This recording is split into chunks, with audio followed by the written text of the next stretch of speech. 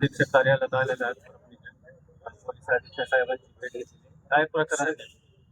काल आमचा बांधव पवन करवर याच्यावरती जीव घेणा हमला झाला.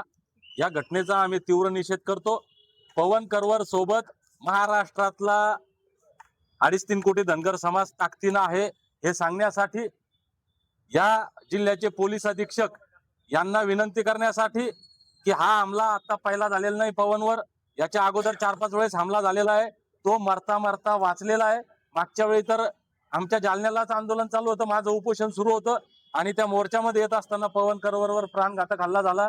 त्यावेळेस तर पवन वाचेल की नाही याची गॅरंटी नव्हती, एवढा प्राणघातक हमला होता. आणि या गुन्हेगारांवर कुठेतरी वचक बसला पाहिजे. पवनला तातडीनं पोलीस संरक्षण मिळालं पाहिजे ही मागणी करण्यासाठी मी इथं या ठिकाणी आलो होतो.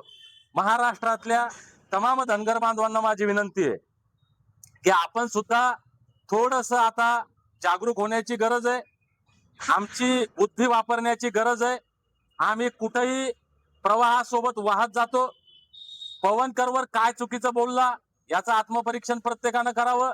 मी आता पवन माझ्या सोबत आहे, मी त्याची बाजू घ्यायला इथं आलोय. तो माझ्या समाजाचा आहे म्हणून आलो. हे जरी खरं असलं तरी तो चुकीचा असेल तर मी त्याची बाजू घेणार नाही. मी कधीच कुणाच्या चुकीची बाजू घेत नाही. पवन करवरचं जर चुकीचं असेल तर नक्की त्याला तुम्ही समोर बसवा, त्याच्या चुका सांगा, आपण त्याला विरोध करू. त्याला त्याचं समर्थन करायचं नाही. पण तो काय बोलतोय, का बोलतोय? अरे ज्यांची भाषा बोलता बोलता त्याच्या जीवावर बेतली, 50 ठिकाणी शरीरात तो फ्रॅक्चर झाला आणि आज तो धनगरांची भाषा बोलतो म्हणून तुमचं पोट सुळ उठतं. काय चाललंय काय या राज्यात? एकूण पवन करवर टार्गेट केलं जाते असं वाटतंय. नाही, पवन करवरला नाहीये तर हे धनगराची भाषा बोलणाऱ्याला टार्गेट केल्या जातंय हे याच्यातून दिसतंय. म्हणजे पवन तुमची भाषा बोलतो त्यावेळेस तो चांगला, आणि ज्यावेळेस तो स्वतःची भाषा बोलतो, स्वतःच्या समाजाची भाषा बोलतो त्यावेळेस वाईट, हे चुकीचं आहे. मी महाराष्ट्रातल्या धनगरांना नम्र विनंती करतो, आवाहन करतो की आपण जागं झालं पाहिजे. आणि ज्या भांडगुळांना वाटत असेल की पवन करवरवर हमला केला म्हणजे हे धनगर घाबरतील, थांबतील, लक्षात ठेवा, धनगर भोळा आहे पण त्याला तिसरा डोळा आहे महादेवासारखा. आणि धनगरांना जर तिसरा डोळा उघडला ना तर भस्म होऊन जासाल. आता तरी सुधरा. इथून पुढे धनगराच्या कोणत्याच लेकरावर झालेला अन्यायकारक हमला आम्ही अजिबात खपवून घेणार नाही. कालपर्यंत ओबीसी समाजासाठी नाकार रक्त सांडत होतो, संघर्ष करत होतो. ओबीसीवर आलेल्या प्रत्येक अन्यायाला वाचा फोडत होतो. पण कुठंतरी न राहून मी सुद्धा नका जातीनं धनगर आहे, मी माझ्या समाजाची जर भाषा बोलायला लागलं त्याच्यामध्ये काही चुकीचं वाटण्यासारखं नाही. मी एक प्रश्न विचारला की धनगर म्हणून ओबीसी मध्ये धनगर समाजाचं अस्तित्व काय, हा प्रश्न मी एक जातीनं त्यांना विचारला तर काही भांडगुळांना ते ना पोटसूळ उठलं आणि त्याच ह्याच्यामधनं त्यांनी माझ्यावर शाई फेक केली. पण कुठंच हे असं वाटायला नको. माझं स्पष्ट मत आहे, धनगर समाजाचा ओबीसी मध्ये फक्त वापरच होतोय. आता जसं दीपक भाऊ म्हणले, धनगर समाजानं आता जागरूक होण्याची गरज आहे.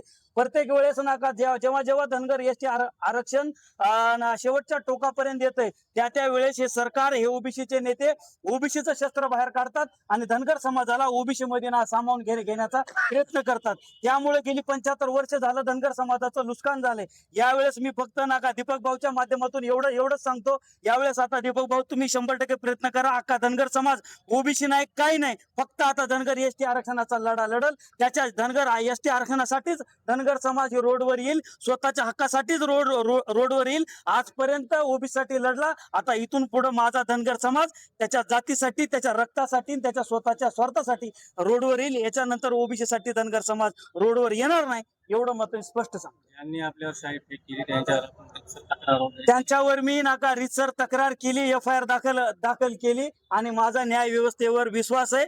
मी कुठंच कायदा हातामध्ये घेतला नाही आणि घेणार सुद्धा नाही, कारण ती शिकवण आम्हाला दिली नाही. आता दीपक भाऊ म्हणले धनगर समाज हा माझा भोळा आहे, पण मी त्याच्या पुढे जाऊन सांगतो धनगर समाज भोळा आहे पण येडा नाही. त्याच्यामुळं कोणी आम्हाला येड्यात काढण्याचा प्रयत्न करू नये. आजपर्यंत ओबीसीच्या नेत्यांनी धनगर समाजाच्या जीवावर मस्त गाड्या घोड्या सगळी यंत्रणा घेतली, त्यांची यंत्रणा कुठपर्यंत हलती ही सगळं पवन करवरला माहिती आहे. त्याच्यामुळे त्यांनी त्यांच्या अवकातीत राहून आणि धनगर समाजाच्या विरोधात जर त्यांनी बोलायचा प्रयत्न केला तर नक्कीच सांगतो त्यांचे चड्डी खोलल्याशिवाय पवन करवर शांत बसणार नाही.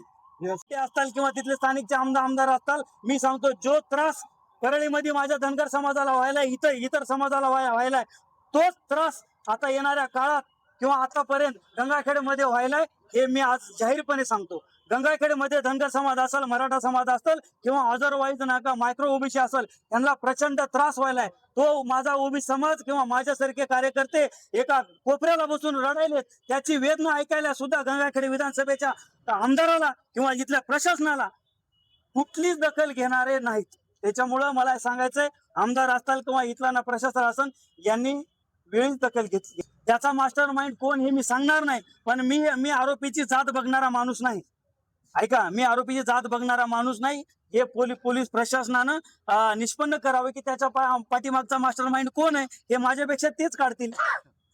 या ठिकाणामध्ये बी आहेत आणि अनेक खात्यामध्ये आहेत. तर हे त्यांनी स्वतःच्या स्वार्थासाठी त्या ठिकाणी आणलेत का? आता कसं झालंय, मीडियाला सगळं माझ्या तोंडातूनच काढून घ्यायचे. परभणी जिल्ह्यामध्ये तुम्ही नाका सगळे PI बघा, सगळे अधिकारी बघा, सगळ्यात जास्त कोण्या समाजाचे अधिकारी आहेत हे मी तुम्हाला सांगायची गरज नाही.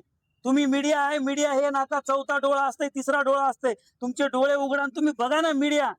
परभणी जिल्ह्यात बघा, बीड जिल्ह्यात बघा किंवा कुठं पण बघा, सगळ्यात जास्त अधिकारी कोणा समाज आहेत. मग आमचं दुखणं तेच आहे ना.